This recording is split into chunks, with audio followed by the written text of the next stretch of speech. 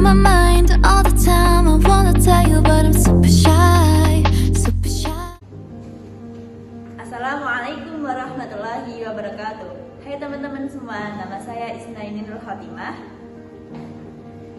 Hai teman-teman semua, nama saya Rahmalia Dewi Darasati. Hai teman-teman, nama saya Talita Hairina. Hai teman-teman, nama saya Karisma Fina Utami. Hai teman-teman, nama saya Safira Widiana. Hai teman-teman, nama saya Putri Rahmawati. Kami dari kelompok 2 mata kuliah Pendidikan Sejarah dan Peradaban Islam akan sedikit membagikan video kepada teman-teman mengenai metode Jigsaw. Selamat menyaksikan. Baik teman-teman, di sini saya dan rekan-rekan saya akan menjelaskan tentang metode Jigsaw. Yang pertama yaitu pengertian Jigsaw. Pengertian Jigsaw akan dijelaskan oleh Isnaini.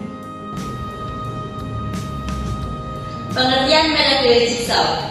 Metode Jigsaw adalah salah satu tipe pembelajaran aktif yang beranggotakan tim-tim belajar heterogen, beranggotakan 4-5 orang, dan peserta didik harus mampu menguasai materi belajar dan mampu mengajarkan kepada anggota lainnya. Oke, yang kedua yaitu kegunaan Jigsaw. Kegunaan Jigsaw akan diterangkan oleh Mbak Karisma Fina. Baik, metode Jigsaw memiliki beberapa kegunaan. Di antaranya yang pertama, membantu meningkatkan pemahaman siswa. Yang kedua, mendorong pembelajaran kooperatif di antara siswa. Dan yang ketiga, membantu meningkatkan keterampilan mendengar, berkomunikasi, dan menyelesaikan masalah. Oke, untuk yang ketiga yaitu kelebihan metode Jigsaw. Kelebihan metode Jigsaw akan dijelaskan oleh Mbak Safira Widiana. Kelebihan strategi Jigsaw adalah dapat melibatkan mahasiswa dalam belajar sekaligus dapat menjelaskan kepada orang lain. Jadi mahasiswa itu dituntut untuk aktif dalam belajar dan dapat menguasai materi tersebut dengan baik. Oke, selanjutnya yang keempat atau yang terakhir yaitu langkah-langkah metode Jigsaw. Langkah-langkah metode Jigsaw akan disebutkan oleh Mbak Rahma dan Mbak Talita. Baik, untuk selanjutnya adalah langkah-langkah metode Jigsaw. Untuk langkah yang pertama, pilihlah materi pembelajaran atau perkuliahan yang dapat dibagi menjadi beberapa segmen atau bagian. Untuk langkah yang kedua, bagi siswa atau mahasiswa menjadi beberapa kelompok sesuai dengan jumlah segmen yang ada. Jika jumlah mahasiswa atau siswa adalah 50 orang, sementara jumlah segmen yang dibagi ada 5, maka masing-masing kelompok itu terdiri dari 10 orang.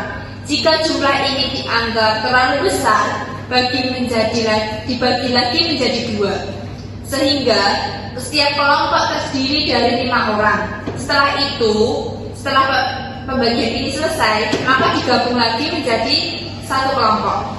Untuk langkah yang ketiga, setiap kelompok mendapat tugas membaca dan memahami materi kuliah yang berbeda-beda.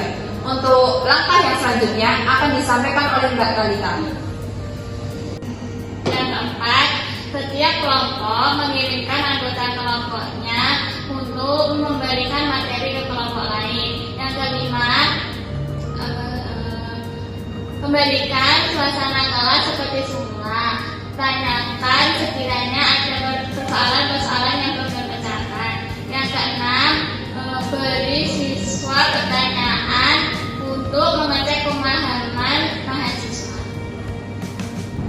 Oke, selanjutnya kami akan menampilkan contoh penerapan metode Jigsaw. Assalamualaikum warahmatullahi wabarakatuh. Waalaikumsalam warahmatullahi wabarakatuh. Apa kabarnya hari ini anak-anak? Alhamdulillah, luar biasa. Allahu Akbar. Masya Allah, Alhamdulillah. Untuk pembelajaran pada siang hari ini kita akan mempelajari tentang pembelajaran sejarah peradaban Islam masa Rasulullah. Untuk materi yang pertama, masa kelahiran. masa kecil, masa dewasa, sampai masa kenabian. Dan untuk materi yang kedua, masa Mekah, Madinah, sampai wafat. Untuk pembelajaran pada siang hari ini, kita akan melakukan pembelajaran menggunakan metode diskusi kelompok. Langsung saja, saya akan membagi kelompok menjadi dua. Yang kelompok pertama, masa kelahiran, masa kecil, masa dewasa, sampai masa kenabian. Untuk kelompok yang kedua, masa Mekah, masa Madinah, sampai wafat. Untuk kelompok satu siapa? Saya Bu. Oke, untuk kelompok satu Mbak Safira nanti berarti masa kelahiran, masa kecil, masa dewasa, sampai masa kenabian. Untuk kelompok yang kedua Mbak Isna ya? Iya. Untuk kelompok yang kedua Mbak Isna, masa Makkah, masa Madinah, sampai wafat. Langsung saja anak-anak mempelajari materi keduanya ini sesuai tadi ya. Terus nanti saya beri waktu 15 menit, setelah itu menyampaikan ke depan sesuai materi yang dipelajari tadi.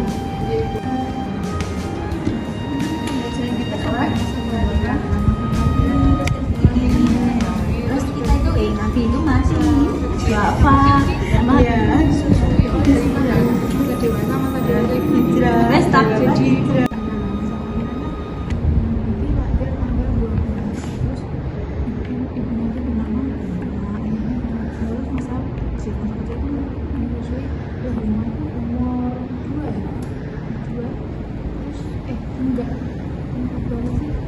Baik, anak-anak waktunya sudah habis ya. Sudah pada selesai belum ini? Sudah, Bu. Ini nanti dipresentasikan ke depan. Urut kelompok 1 atau kelompok 2 dulu? Ya, kelompok 1 untuk Mbak Safira silahkan. Atau Mbak Talita, perwakilan juga boleh.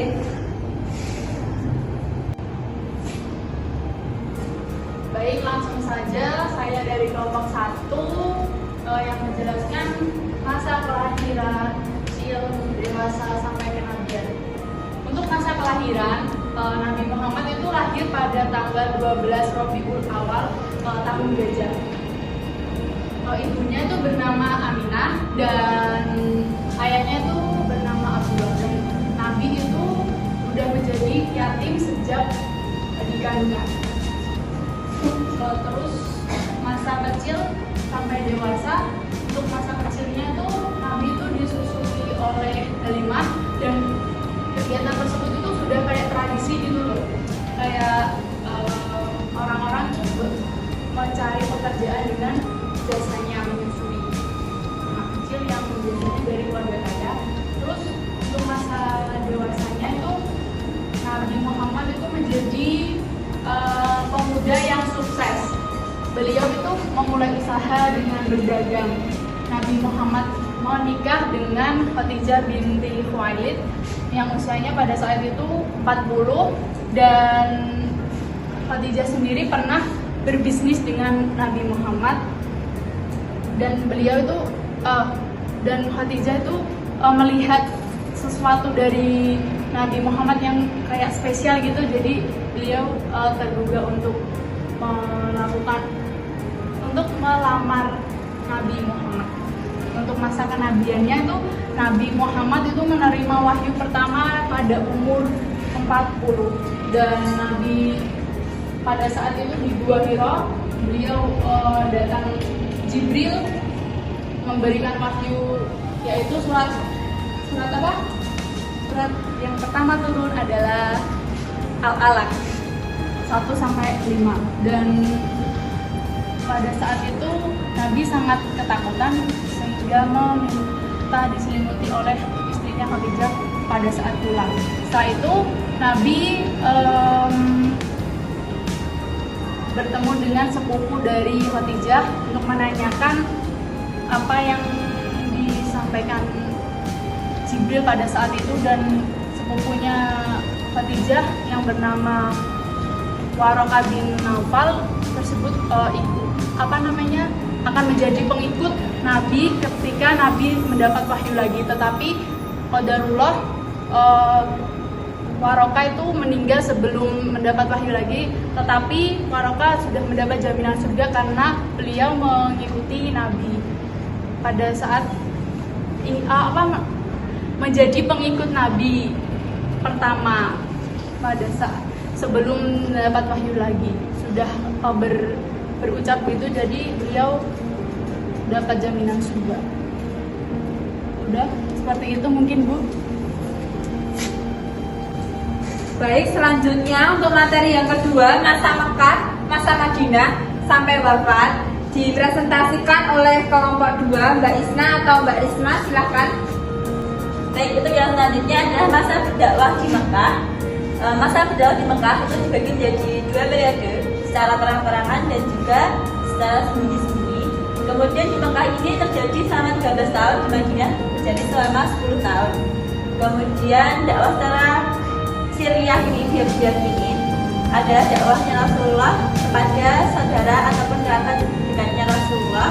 Kemudian dakwah terang-terangan ini Rasulullah sudah mulai menyebarkan secara terbuka di bani-bani yang ada di Mekah, kemudian di suku-suku yang ada di Mekah, yang benar juga mas paman-pamannya sendiri. Kemudian dakwah dari Mekah itu Rasulullah menyuruh beberapa sahabatnya untuk menyebarkan dakwah Islam ke luar Mekah. Kemudian untuk yang selanjutnya masa di Madinah itu dakwah di Madinah yang pertama Rasulullah menyuruh hijrah sahabat-sahabatnya karena memang sudah terjadi celaan, hinaan, kemudian kekerasan yang dilakukan oleh suku Quraisy. Kemudian Rasulullah menyuruh sahabat untuk hijrah ke Habasyah, yang situ ada raja yang bijaksana, yakni Raja Najasyi, rajanya orang Nasrani. Kemudian setelah itu beliau menancapkan tonggak-tonggak dakwahnya di Madinah. Di sana terdapat juga perjanjian Madinah yang berisi piagam Madinah, yang antara lain berisi hidup rukun, kemudian saling tolong menolong, kemudian persaudaraan antara kaum Ansar dan Muhajirin itu. Kemudian yang selanjutnya setelah itu terjadi tahap-tahap peperangan, yakni perang Uhud, Badar, kemudian perang Ahzab, dan masih banyak peperangan yang lainnya. Dan juga setelahnya terjadi juga peristiwa Fatu Mekah, yaitu menaklukkan Mekah. Di situ Rasulullah dan para sahabat sudah mulai memenangkan agama Islam ini di seluruh antero Arab, dan banyak yang beriman. Kemudian untuk yang selanjutnya ada perpisahan kepada Nabi, wafatnya Nabi. Ini terjadi di rumah Maimunah. Waktu sakit terjadi di rumah Maimunah, kemudian dipindahkan di rumah Aisyah, dan kemudian beliau wafat di pangkuan Aisyah dan meninggalkan seluruh umatnya pada hari Senin juga di waktu duha. Itu cukup dari presentasi dari kami, dari kelompok. Baik, anak-anak silakan kembali ke tempatnya masing-masing seperti tadi. Dari pemaparan materi yang pertama, masa kelahiran, masa kecil, masa dewasa, sampai masa kenabian, sama materi yang kedua, masa Mekah, masa Madinah, sampai wafat, apakah ada yang ditanyakan? Saya Bu. Ya, silakan ya, Samira. Tadi kan dijelaskan bermacam-macam metode yang digunakan Rasulullah kan. Ya, jadi metode apa yang efektif diterapkan pada masa ini? Mungkin itu pertanyaannya. Dari kelompok lain ada yang menjawab? Mungkin saya mau mencoba menjawab Bu. Untuk metode saat ini yang diterapkan pada zaman yang sudah canggih ini, dakwah sudah bisa dilakukan dengan terbuka-buka dan terang-terangan. Bahkan sekarang di media teknologi yang semakin berkembang ini banyak sekali cara berdakwah, misal melewat aplikasi, kemudian Zoom, kemudian Google, kajian-kajian banyak disampaikan di situ. Banyak dakwah Islam yang disampaikan di situ, sehingga dapat mempermudah umat Islam yang sekarang itu untuk mencari ilmu. Tidak ada alasan bagi seorang Muslim itu tidak berbekal ilmu, karena pada zaman sekarang yang semakin canggih, harusnya ilmu semakin banyak didapat di berbagai media tadi, apalagi di teknologi yang sudah berkembang di teknologi.